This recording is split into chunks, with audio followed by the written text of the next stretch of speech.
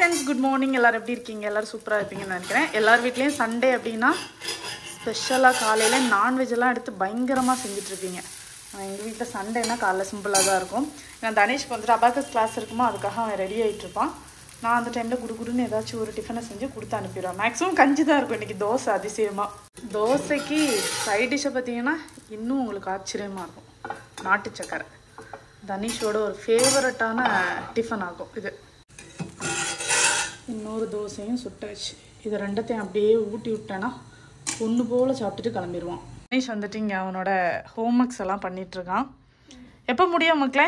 கொஞ்ச நேரத்தில் முடிஞ்சிருமா? சீக்கிரமாக முடி, டைம் ஆச்சு. இந்த லைட்டு பார்த்தீங்கன்னா அத்தா வந்துட்டு தனீஷ்காக இப்போ ரீசெண்டாக வாங்கி கொடுத்துருக்காங்க. எதுக்காக வாங்கி தந்தாங்க அப்பா உனக்கு இதை? கண்ணு தெரியல, ஸ்டடி டேபிள்ல உட்கார்ந்தா அதனால தான். அப்படியா? கண்ணே தெரியலையா?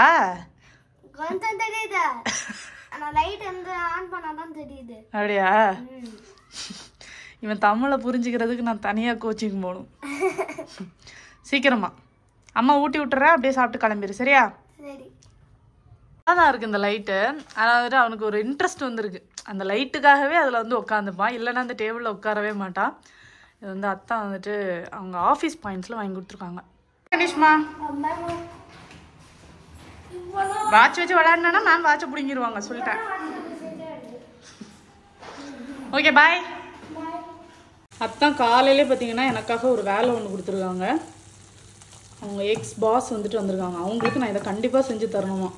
அதனால் காலையிலே நான் வந்துட்டு இந்த சிக்கன் ஸ்ப்ரிங் ரோல் தான் செஞ்சிட்ருக்கேன்.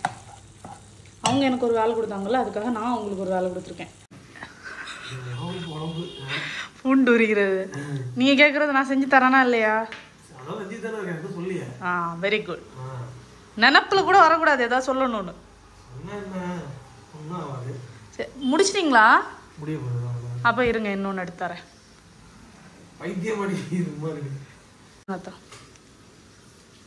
இஞ்சி பூண்டு பேஸ்ட் காலி ஆயிடுச்சு. அது உங்களால தான். சரியா?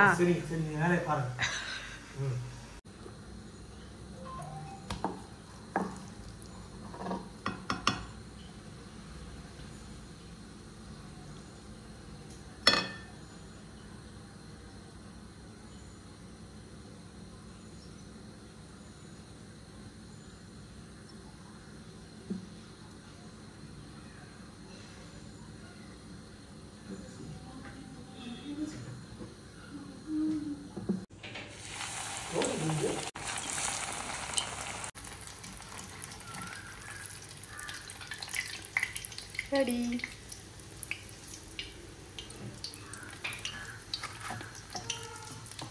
அவ்வளோதான், செஞ்சு முடிச்சாச்சு. இனிமேல் கொடுத்து கலப்பி விட வேண்டியது தான். அண்ணாக்கு பார்த்தீங்கன்னா நான் ஒரு 3 தான் பேக் பண்ணி வச்சுருக்கேன். ஏன்னா அவ்வளோதான் சாப்பிட முடியும், அவங்க தனியாக வந்துருக்கிறதுனால. அதனால் 3.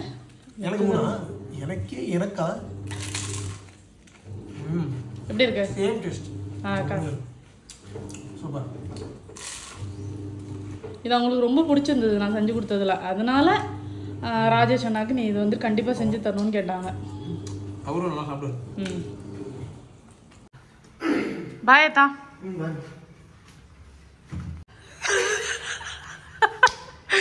பாய் பாய். மத்தியானத்துக்கு பார்த்தீங்கன்னா நல்லா வறுத்தரைச்சி மட்டன் குழம்பு தான் வச்சுருக்கேன். ரசம் எதுவும் வைக்கல, இதையே வச்சு சாப்பிட்றலாம் அப்படின்ட்டு. அங்கே என்ன?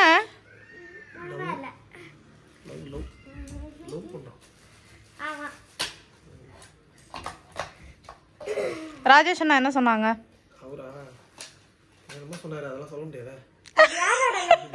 எனக்கு அதை பற்றியெல்லாம் தேவையில்லை, நான் ஃபுட்டுக்கு கேட்டேன். நான் உங்ககிட்ட தனியாக என்ன சொன்னாங்கன்னு கேட்டேன். அப்படியா? அவர் ஏற்கனவே சாப்பிட்டு வர வயிறு ஃபுல்லா இருந்தாரு பாவம். அப்புறம் கடிச்ச உடனே டேஸ்ட் இருந்தா சாப்பிட்டுட்டு ரெண்டரை சாப்பிட்டது நான் பாதி சாப்பிட்டேன்.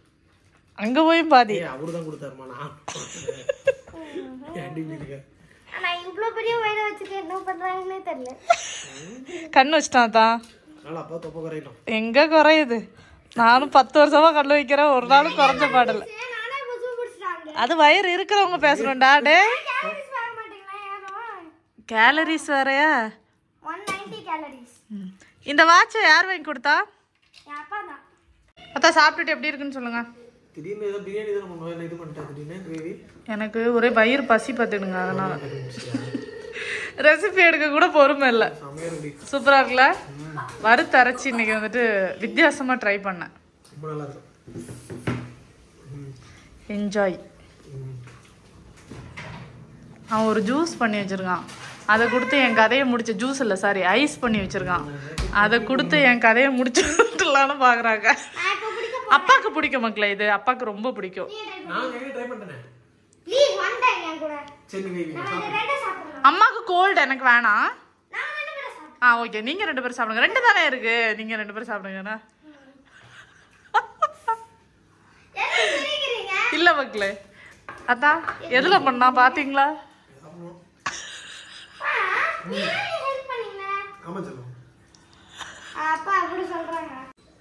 இப்போ வந்துட்டு 2 மினிட்ஸ்ல பண்ற மாதிரி ஒரு சின்ன கேக்காக செஞ்சுட்டு இருக்கேன். இது ஷார்ட்ஸ்ல எடுத்திருக்கேன், நீங்க அதுல பார்த்து ரெசிபி வந்துட்டு தெரிஞ்சுக்கோங்க சரியா?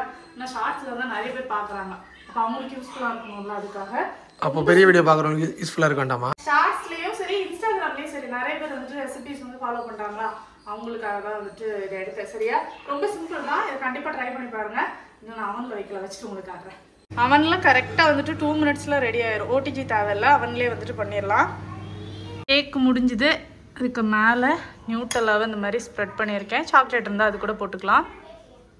ஃபோட்டோ எடுக்கிறதுக்காக வெளில எடுத்துகிட்டு வந்தேன். அவ்வளோ அழகாக இருக்குது இந்த நேச்சுரல் லைட்டில் பார்க்குறதுக்கு.